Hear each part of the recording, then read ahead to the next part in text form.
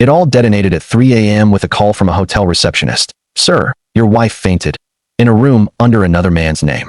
I was 10 minutes away, pulling a lonely night shift, while Laura was sharing a bed with a stranger named Enrique. In the drive, I felt a terrible, cold certainty.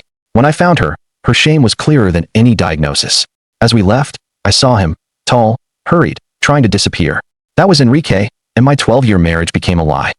I drove home in silence, unasked questions screaming. Laura retreated, locking herself in the bedroom. For days, we lived like strangers.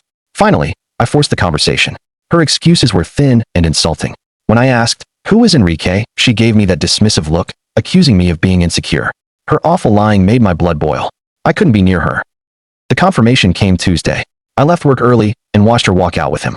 They drove off with easy intimacy. The damage wasn't just the betrayal. It was realizing she had no intention of fixing it, only of waiting for me to get over it. I went to his office. "Have you been screwing my wife for a long time?" His silence was all the confirmation I needed. I returned home and faced her. When I told her I knew, she collapsed into blaming me. The fatigue, the loneliness, feeling invisible. I insisted on the truth. Quietly, she finally admitted, yes, she had slept with him. And yes, she was still seeing him.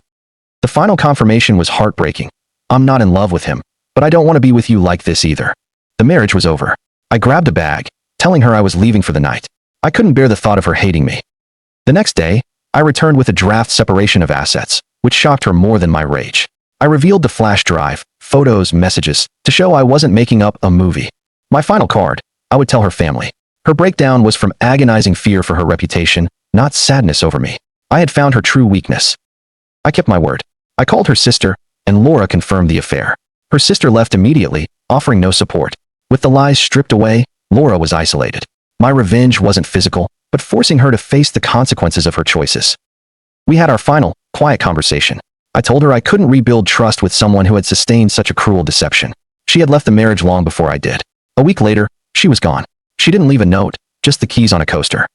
The air in the apartment changed instantly, becoming colder, flatter, but finally at peace. I cleaned, rearranged, and started breathing again. I had faced the worst and found clarity.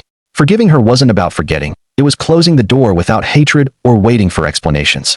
I made my decision, and I was finally complete. If Laura didn't want the marriage anymore, why couldn't she end it with dignity instead of dragging me through weeks of intentional, cruel deception?